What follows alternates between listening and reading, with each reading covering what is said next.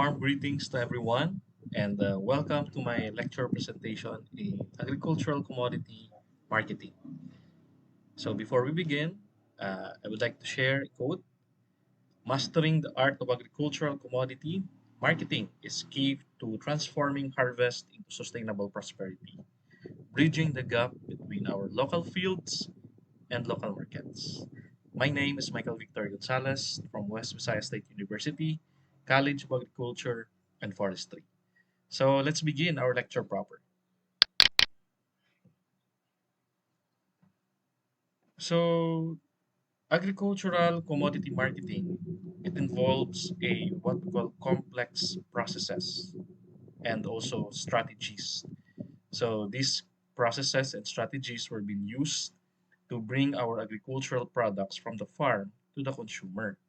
So it requires a procedure and strategies in order to be very effective in marketing our agricultural commodities, especially knowing that the nature of our agricultural products are perishable and there are a lot of components that affects the operation of bringing this agricultural product to our consumer. So that is why it's very necessary for us to consider a lot of things in order for us to be successful in this industry. That is why this includes wide range of activities such as production. So it's when we start in our production, we already considering it on how we will deliver it to our consumer. And then to our planning, market analysis, pricing strategies, and distribution logistics. So, in the context of the Philippines, in our neighboring countries in ASEAN, and also in the global market as a whole, understanding the dynamics of agricultural commodity marketing is essential for fostering a sustainable growth and ensuring that agricultural enterprises will remain competitive. So first, let's discuss the agricultural commodity marketing system. So the overview of this, the agricultural marketing system encompasses all the activities and also the process involved in moving our agricultural products from the farm to the final consumer. So this system includes the following. Let's start in the production. In the production, the beginning of the marketing process, where farmers start to cultivate their crops or even they raise livestock. The production phase must align with market demand to ensure profitability. As what I mentioned, um, in the production, you are already considering how you deliver that product, that commodity to your end consumer. So you need to have a market research regarding to your commodity, the crops that you want to plant, propagate, or the animals that you want to raise. Are the number one thing that you consider is its market demand. Does it dictates a high demand? So those are some of the consideration of the type of crops or livestock that you uh, uh, to be part of your operation in your production phase. So example, in the Philippines, our rice production is a critical agricultural activity. So our farmers must plan their production based on the market forecast. Here in the market forecast, its seasonality in in the 12 months of the year, you already forecast the month of harvest, the month of planting your rice, and the month where you're going to sell it in the market.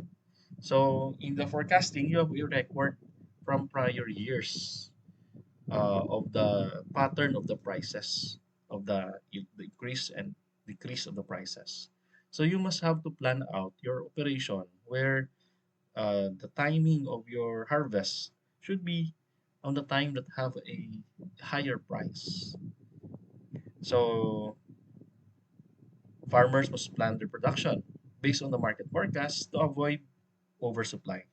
So when there will be an oversupply, you will be forced to sell your commodity at the lower price, which can lead to price drop and loss of potential profit.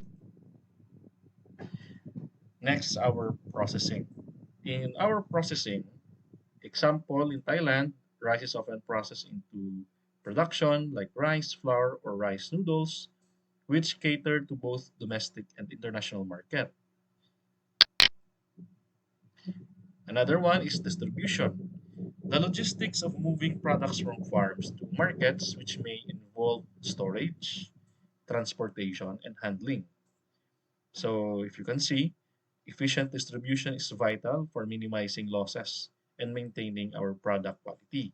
That is why when you can notice in some of the delivery trucks carrying agricultural products, they post a sticker in their vehicle saying that do not delay perishable goods because they are carrying agricultural commodities that are highly perishable that requires an immediate time to deliver on the market to sell to maintain its quality. So, the example in the ASEAN region, the efficient distribution networks are crucial for exporting perishable goods like our fruits, our vegetables to our neighboring countries. Then our retailing. Retailing is the final step in marketing system where our products are sold to consumers through various channels. So we have here a channel. So either our supermarkets, um, our market, and even our online platform nowadays are considered to be part of the retailing. This is, as what mentioned, is the final step of the marketing system. So example, in the Philippines, wet markets remain a popular retail outlet for fresh produce, while our supermarkets and online platforms are growing in prominence for processed and packaged goods. So they are still part of the retailing. So let's proceed to the marketing channels in agriculture. So here we have um, the direct and indirect distribution channel. So what are these?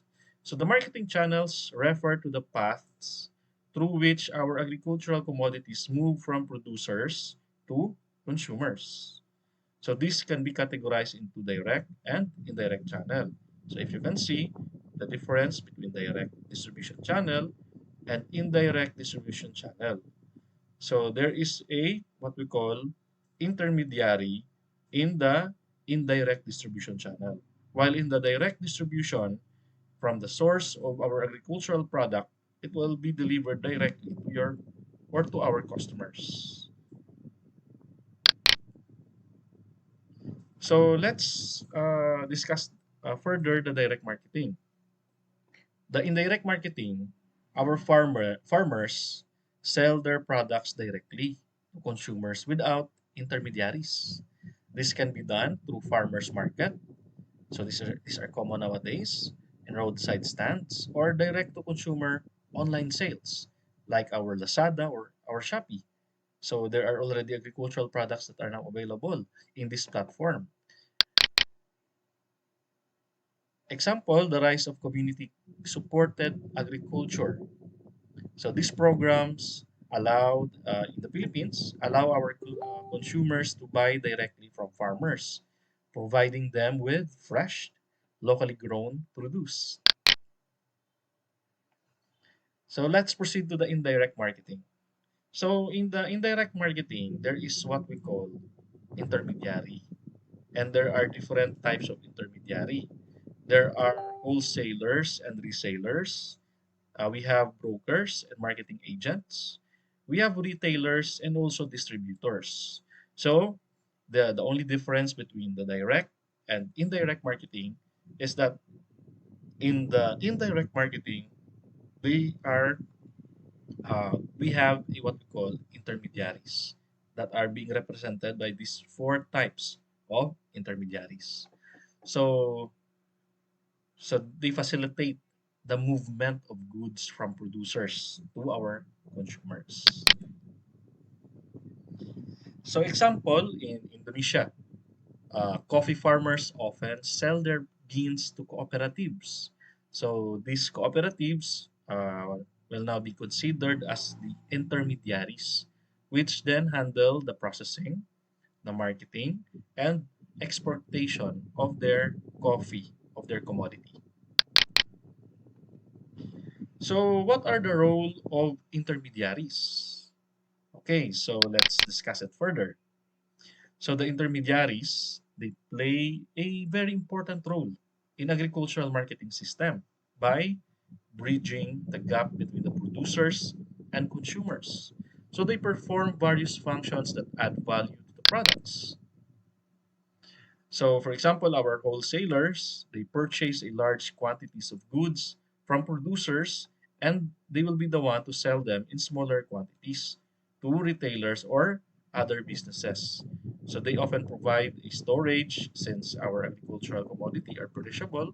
So that is part of their capacity that they can provide storage, like our cold storage to preserve the quality of our agricultural commodity.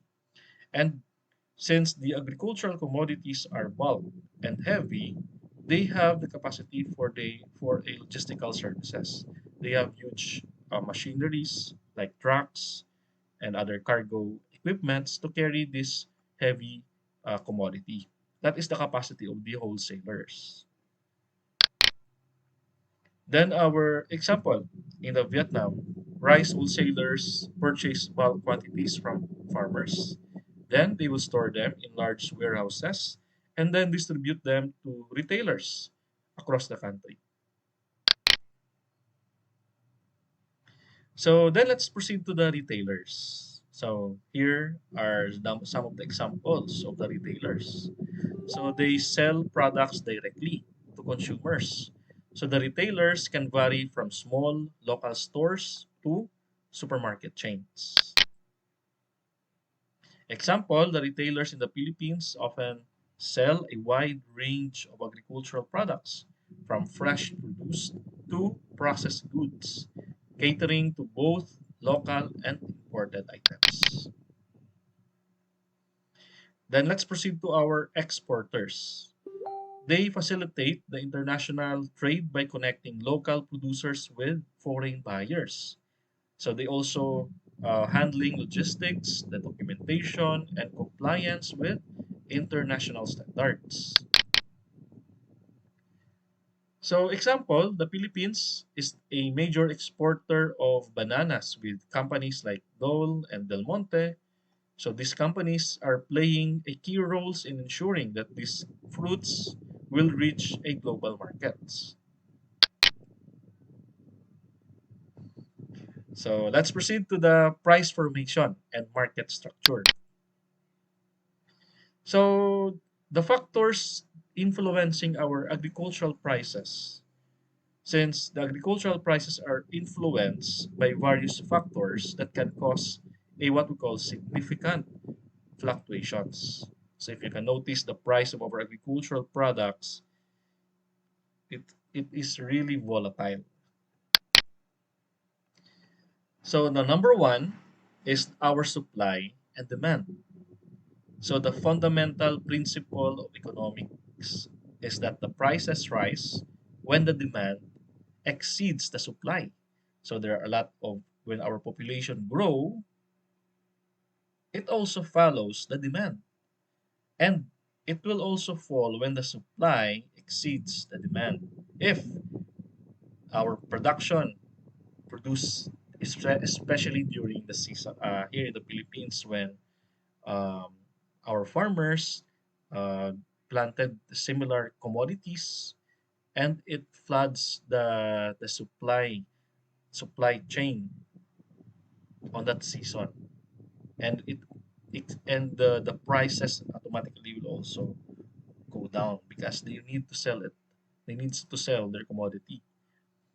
So in agriculture, this is often influenced by factors like our weather conditions, pests, outbreaks, and also the technological advancement to increase production. So example, the prices of coconut oil in the Philippines will fluctuate based on the global demand for this commodity, particularly from countries like the United States and in China. That is according to the Philippine Coconut Authority. Then let's proceed to the seasonality. So if you can see in the pattern, for example, for the wheat, here is the example of the months. So if you can see the pattern of the production of the wheat during this month. So it fall the prices falls on July. So same to corn, the corn increases its value during month of July. So the seasonality has a pattern. There is a forecasting for this. And the agricultural production is typically seasonal by nature, with certain crops being available only during the specific times of the year. And this seasonality affects the supply and consequently our prices. So example, the mango season in the Philippines that leads to a surplus of mangoes often causing the prices to drop significantly during the harvest period. Another one is our government policies. So the example in the government policies is the Asian Free Trade Area has reduced tariffs on agricultural goods within the region, encouraging trade but also increasing the competition among our Asian neighbors. Then let's proceed to the global market trends.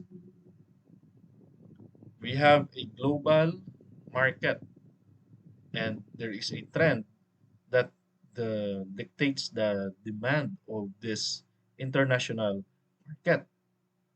So the international demand and supply dynamics, it was influenced by factors such as global economic conditions, our trade agreements, and our technological innovations that can affect our local prices. Example is the global demand for our organic products has led to higher prices for organic coconut oil produced in the Philippines, as consumers in Europe and North America are willing to pay a premium for sustainability produced goods. So our market structures in agricultural commodity markets. Agricultural commodity markets can be categorized based on the number of sellers and the level of competition. So first, we do have a perfect competition. So the market structure of a perfect competition, first, it has a large number of buyers and sellers. It's a huge market. And there is a what we call homogeneous products and free entry and exit. So it is open for all. Characterized by many small producers selling homogeneous products. So um, in this market structure, no single producers can influence the prices, and all have equal access to market information. So this is what we call a perfect competition. So example is the local vegetable market in the Philippines, where numerous small-scale farmers they have the same product and sell similar products are a typical example of a perfectly competitive market. Another one is the monopoly. According to Investopedia, the monopolistic market when one company owns all the market share and they can control the prices and output. So a market structure where a single producer dominates the market and often leading to a higher prices and reduced consumer choice. The monopolies can arise due to unique product offerings, control over resources, or government regulations. So this is considered as a monopolistic market. Example, in some regions where the government controlled agricultural boards may act as a monopolies, particularly in the distribution of staple crops like rice. There is also another one, a oligopoly. So, according to Investopedia, a market structure with a small number of firms, none of which can keep others from having a significant influence. So, it's a small firm. So, this is oligopoly, a market structure that dominated by a few large producers, which can lead to collusion and price fixing. So, since they are the one who are um, doing participating in that industry, so they can discuss and decide and fix the price according to their advantage. So this structure often exists in markets with high barriers to entry. So example of the oligopoly, um, the global palm oil markets with a major players like Indonesia and Malaysia can be seen as an oligopoly where a few countries dominate production and influence the prices. So if you can see in this data from the United States Department of Agriculture, only the Indonesia and Malaysia have a higher production of palm oil.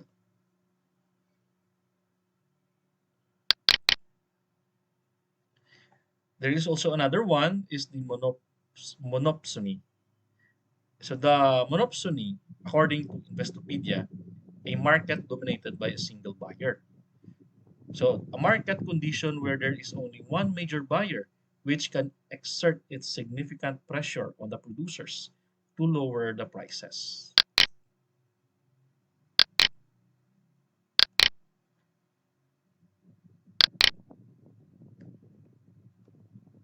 So let's proceed to discuss the market challenges and opportunities in the Philippines and Asian context.